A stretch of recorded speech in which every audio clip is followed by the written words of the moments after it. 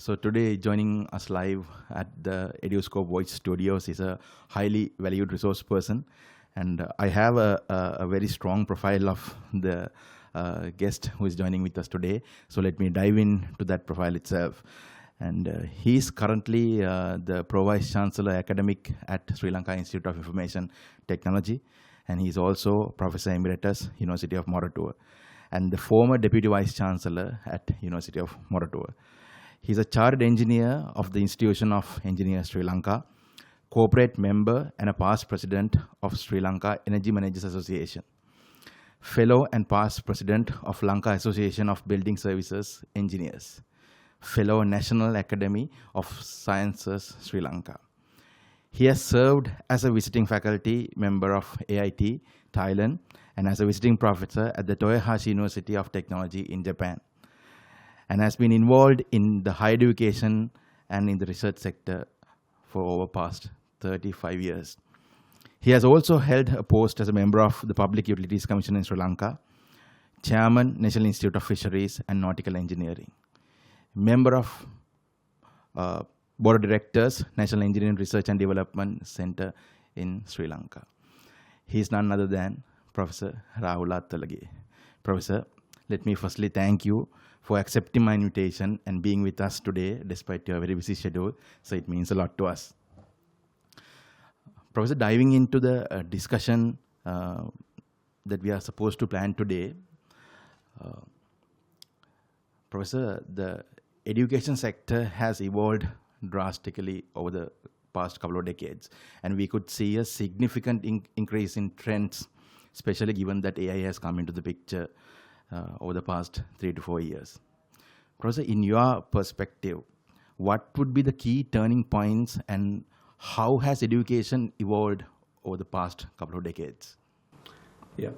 First of all, let me thank you for inviting me to be associated with this session, where I would try my best to share my experience, as you indicated in the colorful introduction that you made.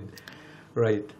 Answering your question, let me first give a bit of a flavor of what actually I feel the education is that, right? So I believe the education is that something that will invoke a natural gift of a person to translate that into a capability where that person can live harmoniously, assisting the surrounding, and also to uplift the surrounding around him. So education process will provide that transformation. And this has been the key philosophy of education. And in the current context, answering your question, what I have seen is that it has made a transition at 3 levels. First, I would say the education has made a transition in its philosophy, then the education process, and also in terms of the changes in, or the transition in resources.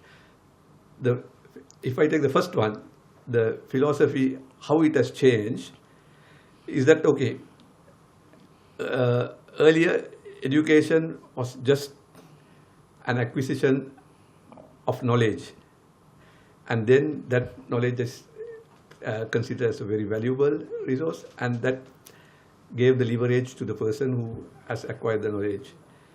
But now that is no longer the case. Its knowledge is there, but it is more the capabilities, that capability that is comprised of the knowledge, and also the competencies that you develop, and the third element is the attitude. So knowledge element, the competency element, attitude element, putting together will develop the capability of the person. So as opposed to the previously, when it comes to the element of the philosophy, opposed to only the knowledge acquisition, this has expanded to additional dimensions that enables you to, what I said at the beginning, unveiling the natural gift to the capabilities. The second change that I see that has taken place is that education in earlier days, it was a static thing. You follow a program and that will enable you to and empower you for the lifetime.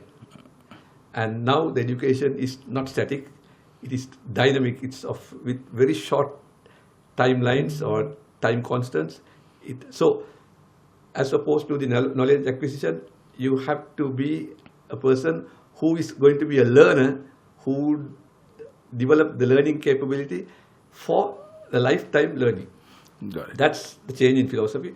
And also in the process, where earlier the education was just teacher coming and disseminating the knowledge that he or she has acquired. Whereas now the education is that more student looks for information, student is compelled to look for information, and the role of the teacher has become probably complementary. The third element is the resource. Good olden days, there was basically not even chairs, right? So yes, you could do your education because it was just limited to the knowledge acquisition. But now it is an amount of digital resources needed to do an effective and efficient education process, and also the capabilities of the teacher and also the student to work in terms of this digitalized platform as a resource change, that as opposed to what we used to have in an education platform.